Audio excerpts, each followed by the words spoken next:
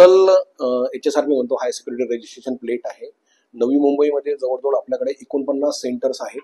या 49 सेंटर्सवर सर्व काम चालत असतं त्यांचं. जवळजवळ 94,311 गाड्यांचे आपल्याकडे ऑर्डर्स रिसिव्ह झाल्या HSRP साठी. ऑर्डर रिसिव्ह म्हणजे अजून इन प्रोसेस ज्या आहेत त्या जवळजवळ 73,967 गाड्यांना HSRP लागलेले आहेत आतापर्यंत. ऑनलाईन ज्या काही गाड्या आहेत 2019च्या अगोदरच्या 1 एप्रिल 2019च्या अगोदर त्या सगळ्या गाड्या ज्या ऑनलाईन QR कोड दिलेला आहे त्याची प्रोसिजर आहे.